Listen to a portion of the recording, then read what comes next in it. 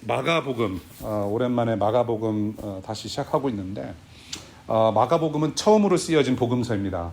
신약 성경을 보면 네 가지 복음서가 있어요. Four Gospels. 첫 번째 마태, 두 번째 마가, 두 번째 누가, 세 번째 누가, 네 번째 요한복음이에요. 예, 마, 막, 눅, 요. 예. 그래서 마가복음이 제일 먼저 쓰여진 복음서라고 그렇게 우리가 알고 있는데요. 이 복음서, 복음이라는 단어는 말 그대로 기쁜 소식입니다. 복된 소식, gospel, good news. 이 좋은 소식, 기쁜 소식이 왜 기쁜 소식일까요? 그 전에 어떤 소식이 있었기 때문에 기쁜 소식일까요? 안 좋은 소식, 그렇죠? 예, 지금 누구의 남자친구 배모 씨께서 나쁜 소식을 전제로 한다라고 정답을 말씀해 주셨어요. 예, 나쁜 소식, bad news가 있었기 때문에 기쁜 소식이 존재하고 기쁜 소식이 필요했었던 거죠. 예, 창조주 하나님과 멀어진 그런 죽음의 세상을 다시 생명의 하나님께서 불러들이셨다. 그래서 그 복으로 함께 하신다라는 복음을 우리가 복음서를 통해서 듣게 되었고, 그 복을 주시기 위해서 하나님께서 자신의 아들 예수 그리스도를 보내주신 거죠. 예수께서 우리에게 그렇게 오셨어요. 그래서 예수께서 오시고 그러한 많은 일들을 하셨고, 예수님의 존재와 예수님께서 하신 모든 일들, 그 삶 자체가 바로 이 세상에 복음이 된다라는 것을 마가복음 1장 1절부터 선포하고 있어요. 예수 그리스도의 복음의 시작이 이러하다라고 하면서 마가복음이 시작이 되죠. 예수님 자체가 복이세요. 네. 그래서 예수님께서 그 하나님 나라 운동을 하시면서 세상을 복되게 하시고 우리를 복되게 하시기 위해서 제자들을 모으셨어요. 예, 제자들을 모으시고 여러 가지 일들을 하셨죠. 예, 병자들을 고치시고 약자들을 세워주시고 뭐 심지어는 나사로 같은 경우는 죽었는데 다시 살게도 하시고 여러 가지 일들을 하시면서 동시에 제자들에게 참 많은 것을 가르치셨죠. 예, 수많은 사람들에게 설교도 하시고 하나님 나라가 무엇인지도 많이 가르쳐 주셨죠. 오늘 기록도 그 중에 하나예요. 어떠한 가르침을 주시는데, 사실 여러분들 그냥 이 본문 5구절 되는 본문을 보면 조금 이게 좀 애매모호해요. 예, 확 이렇게 뭐가 핵심인지 좀 블러리한 그런 느낌을 주죠. 그래서 오늘 한 단어 한 구절씩 좀 풀어가면서 오늘 시대에 살아가는 제자들, 그리고 우리 하나님의 자녀들에게 주시는 말씀, 그 복음의 말씀과 또 우리가 살아야 할 삶의 모양이 어떠한지를 좀 한번 봤으면 좋겠어요. 우리 첫 번째 부분 21절부터 23절까지 내용을 좀 봤으면 좋겠어요. 21절부터 23절. 21절 먼저 볼게요. 예수께서 그들에게 말씀하셨다. 사람이 등불을 가져다가 말 아래나 침상 아래에 두겠느냐, 등경 위에다가 두지 않겠느냐라고 말씀하세요. 이 등불을 말 밑에 둘 수 있겠느냐. 여기서 말하는 말이라고 하는 것은 가 아니구나. 홀스를 말, 그 말이 아니에요. 동물 말이 아니라 말이 어떻게 울죠? 힝. 그 말이 아니라 누가 말 밑에다가 불을 두겠습니까? 그것도 말이 안 되고, 여기서 말하는 말은 어떤 그릇이에요. 어떠한 양을 잴 수 있는 그릇을 말하는 거거든요. 그러니까 우리가 한국에 가더라도 뭐 몇 말이다 그러잖아요. 뭐 몇 되다. 바로 그 말을 얘기를 하는 거예요. 예. 그래서 뭔가를 잴 수 있는, 양을 잴 수 있는 그릇, 그리고 침대 아래에다가 아무도 등불을 두지 않는다라고 주님께서 말씀하세요. 여기도 이제 제가 리버플레이스 아파트에 들어왔는데 지금 딱 보이는 등불이 2개예요. 현관에 천장에 있고, 그 다음에 높은데 이렇게 스탠드가 있단 말이죠. 예. 방 안의 전등이 천장이나 높은 곳에 있듯이 이 등불이라는 것은 등경, 곧 이 촛대라는 말이거든요. 등경이. 그러니까 촛대 위에 두는 것이 상식이란 말이에요. 높은 곳에 있잖아요. 그래야만 모든 것이 보일 수가 있는 거죠. 방 안에 있는 모든 것이 보일 수 있어요. 그 위에 있는 빛 때문에. 자, 그래서 21절 무엇을 말씀하시는 건가? 여기서 말하는 등불은 바로 예수님 자신을 지칭하는 것이 아닐까 라고 보여져요. 여기서 영어 성경이나 원어를 보게 되면은 그냥 램프가 one lamp, a 램프가 아니라 the lamp라고 하고 있습니다. 예. 그게 정관사인가요? 한국의 그 문법으로 예, 성문 기본 문법을 우리가 영어 문법을 공부를 해야 돼요. 그래서 예,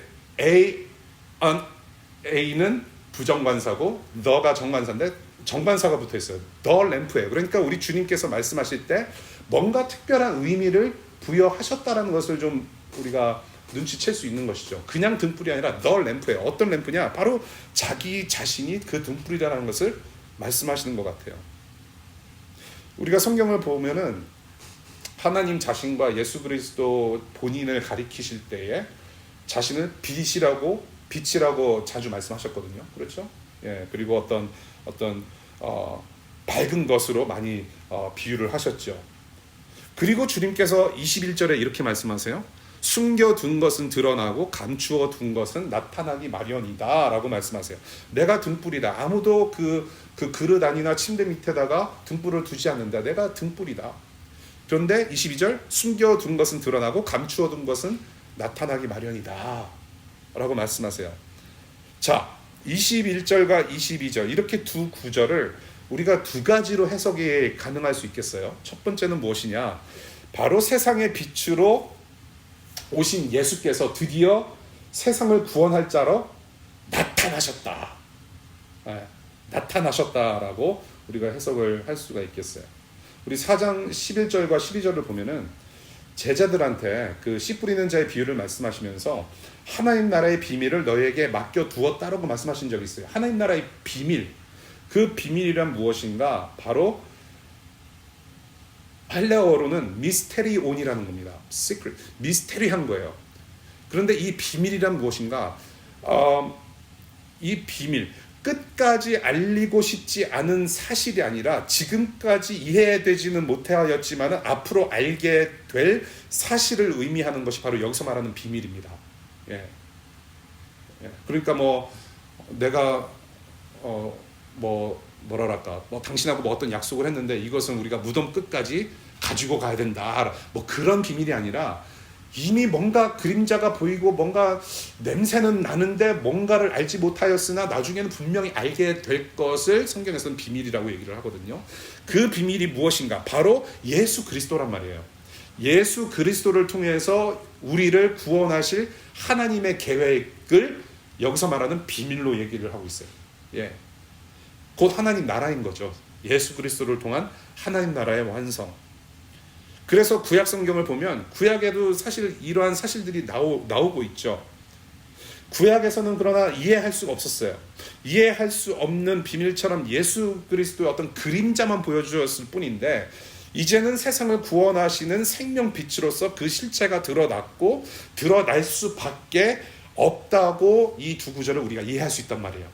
예, 드디어 비밀이 나타났다. 예수 그리스도께서 이제 확연하게 실체로 보여졌다. 구약의 성막과 성전과 그 수많은 제사들과 절기들이 결국에는 예수님의 그림자였구나. 예수님을 가리키려고 포인트 아웃 하려고 그렇게 하나님께서 이런 모든 장치들을 마련해 두셨구나. 그런데 예수님께서 딱 나타나신 거예요. 숨겨두지 못하고 감추어둘 수 없는 그 예수 그리스도가 나타나셨다. 그렇게 이해할 수가 있겠고요. 두 번째로 해석할 수 있는 방법은 이제 그 빛이 나타났으니 인간들이 숨기거나 감추어둔 어떤 영적 실체가 다 드러날 수밖에 없다라는 말씀으로도 이해할 수 있을 것 같아요. 예, 그러니까 빛이 왔어요. 그러니까 바퀴벌레가 빛을 가장 싫어하잖아요. 예, 뉴욕에서 살다 오신 분들 아시죠? 뉴욕. 예, 그냥 어둠컴컴하면 그냥 바퀴벌레가 딱 있다가 이제 학교 끝나고 집에 딱 퇴근하고 집에 딱 들어와서 불 탁 켜면은 바퀴벌레들이 싹싹싹싹 예. 그러니까 예수께서 빛으로 오셔서 우리의 겉과 속의 모든 민낯을 다 드러내신다라는 말씀으로도 이해 가능하다라는 말이죠. 예. 빛을 통해서 안 보였던 먼지가 보여지고 더러운 것들이 적나라하게 보이듯이 예수께서 오심은 이 세상 인간들 죄악과 허물을 다 드러내실 거라고 이해할 수도 있다란 말이죠. 그런데 21절과 22절 이 주님께서 하신 말씀 이것을 전체 문맥상으로 보면은 제가 첫 번째로 해석해드렸던 그쪽의 의도 하신 것이 아닐까라는 생각이 들어요. 예수께서 이제는 더 이상 감추어지거나 숨겨질 수가 없다라는 해석입니다. 저는 그쪽으로 의도하신 것이 아닐까라는 생각이 들어요. 그 이유를 왜 지금 이런 식으로 비유를 하셨을까라는 질문에서부터 찾아가면 좋을 것 같아요. 예수께서 숨김없이 이제는 어디에 가두어진 것이 아니고 감춰진 것이 아니라 드러나 보이셨다. 드러날 수밖에 없다. 왜 그렇게 말씀하셔도 되는데 내가 나타났다. I am the son of God, so I'm here. I came to save you. 그렇게 말씀하셔도 되는데 왜 굳이 이렇게 애매모호한 비유로 말씀하셨을까? 이것을 잠시 생각해 봤으면 좋겠어요. 여러분, 절대로 어떤 경우에도 21절처럼 이렇게 상식에서 어긋나는 행동을 할 만한 사람들이 없어요. 누가 등불을 그릇 밑에다 둡니까? 누가 등불을 침대 밑에다가 둬요? 지금 여기 소파에 앉아 계신데 뭐 불이 들어갈 자리도 없을 뿐더러 useless. 아무런 사용 가치가 없어요. 불은 어디 안에 들어가면. 그런데 지금 그렇게 상식에서 어긋나는 행동을 갖다가 비유의 말씀으로 들으셨단 말이에요. 등불이 등불의 역할을 하지 못하도록 불을 켜놓은 상태에서 그릇으로 덮어버리거나 아무것도 할 수 없는 침대 밑에다 놓는 사람 한 명도 없어요. 민기 씨 혹시 그런 일 하세요? 그냥 안 하신단 말이에요. 상식적으로. 왜 이런 비상식적인 예를 들으셨을까? 저는 고민했어요. 너무 좀 희한한 비유를 들으셔가지고 고민이 됐어요. 누가 그릇 밑에다가 불을 넣을까? 누가 침대 밑에다가 램프를 켜놓을까? 그 당시 상황에서 누가 이런 짓을 할 수 있을까 생각했을 때에 제가 내린 결론은 이거예요. 예수 그리스도를 거부하는 율법 학자들, 유대인들, 혹시라도 제자들과 함께 군중 속에 끼어 있을지 모르는 이러한 어떤 율법주의 종교인들, 아직도 율법에 얽매여 있는 이 제자들을 두고 하신 말씀이 아닐까라는 생각이 들어요. 자, 4장까지 어떤 일들이 반복되는지 여러분들 좀 리콜했으면 좋겠어요. 예수님께서 두루 다니시면서 자꾸 누가 따라다녀요. 누가 따라다닐까요? 누가 따라다녔을까요? 자, 해답을 알고 계신 분들은 빨리 저에게 카톡으로 답을 보내주시기 바라요. 자꾸 누가 따라다녀요. 제자들 말고 누구냐? 바로 율법학자들과 종교인들이 감시하러 다녔단 말이에요. 감시하러 다니면서 예수 그리스도를 율법의 잣대, 율법의 기준으로 덮으려는 시도들을 계속했단 말이에요. 네. 이제 심지어는 목숨까지도 위태로운 상황까지 발전하게 되죠. 예수께서 율법의 잣대로 보니까 저 예수라는 사람 안 되겠다. 쟤는 돌 맞아 죽어야 된다. 계속해서 걸고 넘어지고 계속해서 감시하고 따라다녔단 말이에요. 오늘 본문에서 말이라고 하는 단어, 양을 재는 어떤 그릇이라고 말씀드렸잖아요. 그릇. 영어로는 뭐 measurement이 되겠죠. 이 양을 재는 그릇처럼 율법의 기준, 그렇죠? 율법이 기준으로서. 그리고 침대가 무엇입니까? 침대 위에서 뭐해요? 잠을 자요. 어떠한 이런 안식을 상징하는 침대, 안식일을 중시했던 종교인들의 어떠한 방해와 공작들이 있었단 말이에요. 율법의 기준과 특별히 안식일에 사람 고치러 다니는 예수 그리스도의 모습을 보고 정죄하려고 했단 말이에요. 그러한 방해와 공작이 있을지라도 세상을 구원하는 빛으로 오신 예수 그리스도는 덮어질 수 없고 드러나기 마련이다.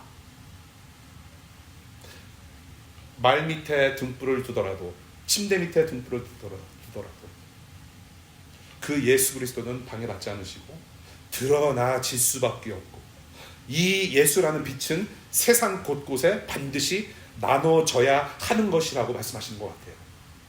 이런 뜻으로 이 비유를 말씀하셨다고 보는 거죠. 자, 24절과 25절 볼게요. 24절과 25절. 24절과 25절을 보면은 딱 보면은 이런 말씀으로도 딱 들릴 수 있을 것 같아요. 조금 더 열심히 하면 노력한 만큼 돌려받고 투자하면 배가 될 거라는 어떤 자본주의 경제 체제를 말씀하시는 것 같아요. 그렇게 선전하시는 말씀이 아닌 것 같아요. 예, 아니에요. 예, 열심히 어디 뭐 코카콜라나 아마존이나 뭐 요즘 뜨는 데가 어딥니까? 뭐 테슬라 거기에 투자를 하면은 5년 뒤, 10년 뒤에 배로 돌려받을 것이다라고 하는 어떤 경제 원리를 말씀하시는 게 아니에요. 이게 상당히 난해한 구절입니다. 24절과 25절을 같이 한 묶음으로 보면은 난해해요. 도대체 어떤 말씀이지?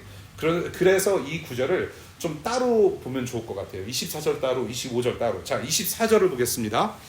예수께서 그들에게 말씀하셨다. 너희는 새겨 들어라. 너희가 되질하여 주는 만큼 너희에게 되질하여 주실 것이요. 되질한다라는 것은 measure 한다는 뜻이에요.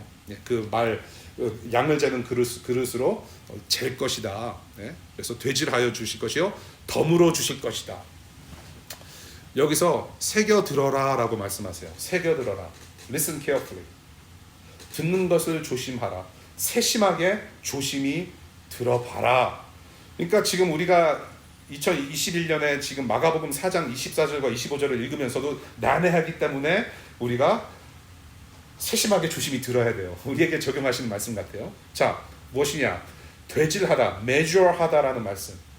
21절의 말, 양을 재는 그릇과 어떤 연관성이 있단 말이죠. 율법의 기준, 그리고 율법의 잣대로 남을 평가하는 것처럼 너희도 그렇게 평가가 될 것이고, 다 드러나게 되면 그 모든 짐이 덤으로 너희들에게 쏟아질 거라는 말씀을 하시는 것 같아요. 예. 간단하게 말씀드려서 뭐냐면은 남들을 평가하는 것처럼 너희도 평가받을 것이다. 하나님의 심판을 얘기하고 있다는 말이에요. 24절이. 하나님의 심판. 그것을 근거하는 말씀을 마태복음 7장 1절부터 2절까지의 말씀에서도 똑같은 말씀하세요. 너희가 심판을 받지 않으려거든 남을 심판하지 말아라. 너희가 남을 심판하는 그 심판으로 되질로 하나님께서 너희를 심판하실 것이요. 되질할 것이요. 너희가 되질하여 주는 그 되로 너희에게 되어서 주실 것이다. 너희들이 그 율법 가지고 심판하는 대로 내가 그 심판하겠다는 말씀이에요. 덤으로 그렇게 더 하겠다라는 심판의 말씀을 하셨다라고 보는 것이죠. 24절이. 그리고 25절 볼게요. 가진 사람은 더 받을 것이요 가지지 못한 사람은 그 가진 것마저 빼앗길 것이다 라고 말씀하세요. 마태복음 25장 29절을 보면 예수님께서 달란트 비유를 하셔요. 달란트 비유를 말씀하시면서 이런 말씀하십니다. 가진 사람에게는 더 주어서 넘치게 하고 갖지 못한 사람에게는 있는 것마저도 빼앗을 것이다 라는 말씀을 하시고, 이와 비슷한 말씀을 누가복음 19장 26절에도 하시는데, 내가 너희에게 말한다. 가진 사람은 더 받게 될 것이요 가지지 못한 사람은 그가 가진 것까지 빼앗길 것이다 라고 말씀하세요. 우선 무엇을 넘치게 하실 것인가, 무엇을 넘치게 하시는가를 보면 좋겠어요. 우리 주님께서 무엇을 넘치게 하십니까? 하나님께서 무엇을 넘치게 하시나요? 여러분들의 스탁 value? 연봉? 여자친구? 여자친구가 넘치면 안 되죠. 큰일 나죠. 무엇을 도대체 넘치게 하시는가? 요한복음 10장 10절에 우리 주님께서 이렇게 말씀하셨어요. 나는 양들이 생명을 또 더 넘치게 얻게 하려고 왔다라고 말씀하세요. 나는 양들이 생명을 얻고 또 넘치게 얻게 하려고 왔다라고 주님께서 본인께서 그렇게 말씀하셨어요. 무엇을? 생명을 얻게 하려고 오셨다. 생명을 더욱 풍성하게 하려 오신 분이 바로 예수 그리스도시다. 그 풍성한 생명을 더 넘치게 하는 그게 바로 무슨 말인가요? 영생이란 말이에요. 영원한 생명. 4장 20절 씨 뿌리는 비유에서 말씀의 열매가 어떻게 된다고요? 심겨지면 30배, 그 다음에 60배, 100배로 열매가 맺어지며 풍성하게 될 것이라는 약속을 하셨어요. 하나님 나라의 풍성함을 누리면서 살게 될 그 하나님의 자녀들을 향한 약속을 지키시는 분이 바로 예수님이란 말이에요. 분명히 그렇게 될 것이다. 더 가지게 될 것이다. 풍성한 삶을 살게 될 것이다. 풍성함을 누리게 될 것이다. 하나님 나라를 누리게 될 것이다. 그런데 반대로 무엇을 빼앗깁니까? 그 가진 것마저도 빼앗긴다라고 했어요. 가진 것마저도 다 빼앗길 것이다. 무엇입니까? 율법의 잣대로, 율법의 기준으로 평가하고 심판하는 자들을 향하여서 너희들이 가진 것마저 뺏길 것이다. 뭡니까? 유대인들에게 맡겨주신 율법과 그 하나님의 말씀, 그리고 선택받은 민족, 이스라엘이라고 하는 어떤 선택받은 민족으로서 모든 세상 가운데 복의 근원이라는 정체성을 가지고 살아가는 사람들의 그 정체성마저도 빼앗길 것이다란 말이에요. 이제는 더 이상 선민이 아니란 말이에요. 더 나아가서 그들 역사 속에, 이스라엘 민족의 역사 속에서 함께 하셨던 그 하나님마저도 빼앗겨서 잃어버리게 되는 벌을 당할 것이다라는 말씀하시는 거예요. 이미 구약시대에 누렸어요. 그렇죠? 선민으로서 선택받고 하나님의 말씀을 감당하는 자들로서 세상의 빛과 소금이 되어야 될 사람들이 그것마저도 이제 다 빼앗기게 될 것이다. 이렇게 우리가 24절과 25절의 내용을 봤어요. 24절과 25절 결국에는 무엇이냐? 등불이신 그리고 빛이 되신 예수 그리스도를 통해서 상과 벌을 받게 될 것이다. 그러한 결과는 반드시 있을 것이다 라는 것. The end is coming. 그런데 가만히 보면요, 24절과 25절 성경을 좀 보시면 좋겠는데 수동태예요. 액티브 폼이 아니라 패시브로 다 쓰여져 있어요. 주어가 없어요. will be something something ed 형으로 끝나요. 뭡니까? 수동태예요. 수동형. 누구로부터 이 모든 것을 받습니까? 바로 하나님으로부터 받는다. 하나님으로부터 상벌을 받아요. 여러분들, 우리의 신앙은요, 우리가 어떤 액티브한 뭔가가 있어서 시작하는 것이 아니라 하나님의 액티브를 통해서 우리가 패시브하게 받게 되는 거예요. 패시브한 거예요. 우리는 나의 노력이 관여되어 있지 않아요. 나의 액티브한 면이 관여되어 있지 않고 우리는 예수 그리스도 하나님의 액티브 하심 때문에 우리가 패시브하게 받게 되는 거란 말이에요. 그것이 바로 기독교의 핵심이고 그것을 우리는 은혜라고 불러요. God's grace is given to all of us. 그래서 오늘 21절부터 25절까지의 말씀을 좀 이렇게 정리해보고 이제 서서히 결론으로 갔으면 좋겠어요. 구약 시대부터 비밀로 간직되었던 구원자 메시아 예수 그리스도는 이제는 더 이상 감추어지거나 숨겨질 수가 없고, 이 율법과 헛된 종교심으로 예수 그리스도를 짓누르려 해도 그 율법의 완성으로서 오신 예수 그리스도, 구약 말씀이 가리켰던 그 실체이신 예수 그리스도는 모든 이들에게 드러날 수밖에 없으며, 그 예수를 통하여서 분명한 복과 또한 복이 아닌 결과가 반드시 있을 것임을 오늘 비유로 말씀하셨다라고 우리가 이렇게 정리를 할 수 있을 것 같아요. 이것이 바로 오늘 귀 있는 자들, 저와 여러분들 모두가 조심히 새겨들어야 할 주님의 말씀입니다. 그렇다면 이 메시지가 이제는 우리와 무슨 상관이 있느냐, 잠시 나눌게요. 여러분들, 예수 그리스도께서 여러분들 안에 계신 것이 여러분들 눈에 보입니까? 여러분들 친구들, 옆에 계신 분들 보여요? 예수님 안 보이세요? 믿지 않는 분들이, 아직 신앙이 없으신 분들이, 여러분들의 친구가, 여러분들의 직장 동료가 이렇게 물어볼 수도 있어요. 야, 네가 믿는 하나님, 네가 믿는 예수님을 나한테 한번 보여줘라. 그러면 내가 믿을게. 근데 보여줘요? 안 보이시잖아요. 하나님 얘 좀 보여주세요. 그러면은 보여줘요? 안 보여줘요. 하나님은 영이시기 때문에 보여드릴 수가 없어요. 그런데 친구들이 말하는 그 의도를 좀 생각해봤으면 좋겠어요. 정말로 하나님이 보고 싶어서 그러는 걸까요? 아닌 것 같아요. 너의 삶을 통해서 한번 보여달라는 얘기죠. 네가 정말로 하나님을 믿는 사람인지 예수님을 따르는 사람인지 Let me see your life. 내 안에 보이지 않고 내 안에 숨겨진 그 예수는 눈으로 보이는 우리의 일상을 통하여서 주님은 자신을 드러내신다라는 관계성을 우리가 봤으면 좋겠어요. 지금 주님께서 본문으로 말씀하시고자 하는 것을 그렇게 우리는 연관시켰으면 좋겠어요. 비록 눈에는 보이지 않는 주님이시지만 우리의 일상을 통해서, 삶을 통해서 나타내신다라는 거예요.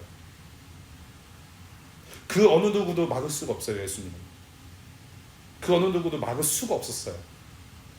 그러한 예수님을 우리의 삶을 통해서 드러내시게 된다는 것. 예수를 믿는 모든 자들, 저와 여러분들, 교회라고 하는 우리 공동체는 주께서 약속하신 이 풍성한 삶, 오늘 본문 속에서 말씀하신 이 풍성한 생명, 영원한 생명을 이미 누리고 살아요. 이미 누리고 살아요. 그리고 주님 다시 오시는 그날, 구원이 완성되는 그 하나님 나라의 그런 날까지 저와 여러분들이 살아가는 동안에 예수님께서 계속 함께 하세요. 함께 하시는 복을 지금도 누리고 있어요. 주님께서 함께 하세요. 네. 함께 하세요. 주님께서 함께 하시는 복을 누리고 있고 정말로 함께 하시기 때문에 그 예수 그리스도는 감춰질 수가 없어요. 가둬질 수가 없어요. 생명은 숨길 수가 없어요. 지금 우리 크리스털시티에서 지금 어린이들, 우리 아이들이 몇 명 지금 같이 예배하고 있어요. 예, 효선 씨 아이가 지금 우리 누가 서유리가 막내잖아요. 예, 약 한 달 전에 나왔어요. 이 세상에 나왔는데 아기 난 거 감출 수가 없어요. 서유리가 이 땅에 태어난 걸 감출 수가 없어요. 생명은 감출 수가 없어요. 과수원 가보세요. 이거 사과 열면은 이 인간들이 다 그냥 그 과도 가지고 와가지고 나를 막 깎아 먹으면서 막 씹어 먹겠지. 사과들이 스스로 감출 수가 없어요. 생명은 가려낼 수가 없어요. 저와 여러분들 안에 예수 그리스도를 닮아가는 거룩이라는 열매는 보여질 수밖에 없어요. 생명은 감출 수가 없어요. 그 생명의 열매는 누가 자꾸 보여달라고 재촉하지 않아도, 푸시하지 않아도 열매로서의 매력을 충분히 발산해낼 수밖에 없어요. 이것이 바로 성도의 삶이고 하나님의 자녀들의 삶이고 예수 그리스도를 따르는 제자들의 삶일 수밖에 없다는 얘기예요. 우리가 공동체 안으로 이제 오프라인과 온라인으로 우리가 예배를 하고 있지만 안에서 세는 바가지 밖에서도 세야 돼요. 우리가 이제 식사를 하고 또 같이 축복하며 기도해 주면서 삶의 이야기 듣고 서로 정말로 사랑을 나누고 이제 우리가 헤어질 텐데 여기 안에서 세는 바가지 밖에서도 세야 돼요. 네. 생명과 그 모든 것들 우리 안에 가지고 있는 우리가 간직하는 것들은 숨길 수가 없다라는 것. 따라서 저와 여러분들의 일상을 통해서 예수 그리스도만이 드러나고 그 예수 그리스도의 이름만이 높아질 수 있기를 간절히 소원합니다. 예수 그리스도는 자신의 존재를 알리시고자 소위 말하는 복음 전파와 선교를 구걸하지 않으세요. 야 제발 좀 내 이름을 좀 갖다가 좀 어디 좀 한번 날려봐라. 뭐 지하철에 가서 팻말도 좀 들어보고 빨리 돈 모아가지고 세빙스 어카운트 만들어서 빨리 캄보디아도 가고 중국 가고 제발 좀 그래줄래? 제발 내 이름 좀 어떻게 좀 해봐. 좀 복음 좀 전해볼래? 좀 막 이렇게 구걸하시는 분이 아니란 말이에요. 예. 우리 주님이 대신 뭐라고 말씀하셨어요? 마태복음 5장 보니까 너희는 세상의 빛과 소금이라고 말씀하셨어요. 너희들은 이미 빛과 소금이다. You are the salt and the light already. Don't try to become the salt and the light. You are the salt and the light. 라고 말씀하세요. 이미 빛과 소금이세요. 그러고 나서 오늘 본문과 같은 말씀을 하시죠. 사람이 등불을 켜서 말 아래, 그릇 아래에다가 내려놓지 아니하고 등경 위에다가 놓아둔다. 그래야 등불이 집안에 있는 모든 사람에게 환히 비친다라고 마태복음 5장에도 이렇게 말씀하시면서 그래서 너희들은 어떻게 살아야 하겠는가? 어떻게 살려고 하십니까? 그 뒤에 말씀하신 거 이와 같이 너희 빛을 사람에게 비추어서 그들이 너희의 착한 행실을 보고 하늘에 계신 너희 아버지께 영광을 돌리게 하여라 라고 말씀하세요. 너희도 나와 같이 똑같은 빛으로 지금 살아가고 있는데 그럼 어떻게 살아야 되겠니? 너희 빛을 사람들에게 비추어서 그 사람들이 너희들의 착한 행실, 예수 그리스도의 이름을 걸고 하는 모든 직장인들과 학교 일들과 모든 관계 속 그 모든 일들을 보고 하늘에 계신 너희 하나님 아버지께 영광을 돌리는 삶을 살도록 해라.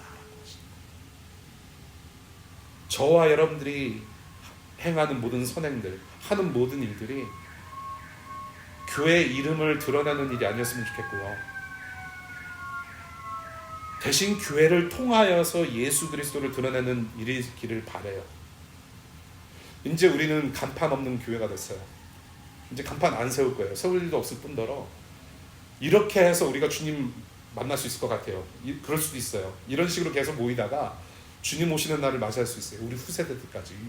We never know what's gonna happen. 교회의 이름이 아니라, 어떤 교회 규모가 아니라, 우리는 이런 것들을 합니다. 수많은 사람들을 도와주고 있습니다. 우리 때문에 DC가 확 전복되는 역사를 볼 것입니다. 뭐 그것이 아니라 정말로 예수님만 드러나는 우리의 삶이 되었으면 좋겠고 교회가 되었으면 좋겠어요. 새 학기 시작됐어요. 새 출발했습니다. 그렇죠? 예. 여러분들의 공부, 여러분들의 직장, 가정생활, 일상을 통해서 생명빛이신 예수 그리스도가 널리 알려지기를 바랍니다. 이것이 교회 일이에요. 사실 교회 일이라고 하는 것은 따로 없어요. 그 수많은 행정일 제가 하면 돼요. 예. 그러라고 저 부르셨으니까. 여러분도 교회 일 하시기 바랍니다. 무엇이 교회 일인가? 여러분들 직장생활, 학교생활, 일상의 모든 관계들, 가정생활, 그것이 여러분들 교회 일이에요. 충성하시기 바라요. 최선을 다하시래요. 왜냐? 여러분들이 교회이기 때문에 그래요. 여러분들 자체가. 그렇게 여러분들 일상이 교회의 일이고 하나님 나라의 일이고 하나님의 자녀로서 살아가는 그 그냥 평범한 일상이 힘들고 지칠 수가 있어요. 사실은 누가 물어보죠. How are you? 그러면 same old 그런 대답을 우리가 하잖아요. same old 있을 수가 있어요. 피곤하고 지칠 수가 있고 낙심할 때도 있단 말이에요. 그런데 예수께서 우리의 위로가 됐어요. 왜? 우리 주님께서 오늘 본문 말씀처럼 풍성한 삶을 약속하셨기 때문에 그것이 바로 다시 일어날 수 있는 이유가 되는 거거든요. 예수 그리스도. 말씀 마칠게요. 숨겨둔 것, 감추어둔 것이라고 이라는 제목으로 마가복음 4장 21절부터 25절까지 봤는데요. 지난번에도 뭐 말씀드린 적이 있었던 것 같아요. 제가 아는 친한 목사님께서 한국에 이제 나가셔서 이제 집회에서 말씀을 이제 전하시려고 이제 한국에 가셨는데 이제 호텔에서 주무시고 새벽기도부터 이제 인도를 하셔야 되기 때문에 새벽녘에 나오셔서 이제 택시를 기다리셨대요. 근데 호텔 앞에 택시가 뭐 한 대도 없었는데 저만치 보니까 구석에서 택시 기사가 대기를 하고 있는데 가만히 보니까 운전기사가 운전대를 붙잡고 기도하고 있는 것 같더래요. 예. 그래서 이제 기도하시나 보다, 뭐 하시는 거지 하면서 기다렸는데 그 택시가 이제 목사님 앞에 서서 이제 목사님께서 그 택시를 타셨어요. 근데 이제 목사님께서 이제 어떤 소위 말하는 직업 정신이라고 할까요? 예, 이제 이 기사 아저씨한테 여쭤보신 거예요. 약간 기도하시는 것 같은데 맞습니까? 라고 하는데 그렇다고 하셔요. 택시 기사께서. 기사님께서 네 맞습니다. 제가 기도하고 있었습니다. 아유 무슨 기도를 그렇게 하셨나요? 그랬더니 오늘 맞이할 손님들을 위해서 기도했고요. 그 다음에 우리 민족과 나라를 위해서 기도했습니다. 한국에 가면 택시기사가 어떤 층에 속합니까? 여러분들 석사, 박사 학위 받으시고 한국 가서 택시기사 하실 수 있겠어요? 선뜻 그런 마음이 안 들잖아요. 그런데 그 택시기사분께서 민족과 나라를 위해서 앞으로 맞이할 손님들, 하루에 만날 손님들을 위해서 미리 축복하며 기도했단 말이에요. 운전대 잡고. 저는 그렇게 생각했어요. 야, 그러면 그런 분들의 일상은 어떡할까? 진상 손님들도 많이 만날 텐데 하나님께서 보호해 주시고 위로해 주시기도 하고 그러지 않을까? 그분의 일상은 어떨까라는 생각을 해보면서 그 기사분이 좀 많이 생각났어요. 그분의 일상은 어떠할까? 그분의 하루는 어떠할까? 제 얘기를 조금 할게요. 제가 어떤 손님을 몇 차례 만나고 전화통화도 하고 그런 손님이 있었는데요. 한 번은 이렇게 전화를 했어요. 뭐 어떤 이제 일 때문에 본인이 뭐 문의하고 싶다고 해서 전화를 했는데 전화를 한 8분에서 10분 정도 한 것 같아요. 8분에서 10분 정도를 하다가 이제 대화가 거의 다 끝날 무렵에 이런 말씀을 하시는 거예요, 저한테. 네가 손님들하고 말하는 것과 네가 손님들을 대하는 거, 그 행동들을 봤을 때 She told me, you must be a Christian. 너는 그리스도인임에 틀림이 없다라고 말씀하시더라고요.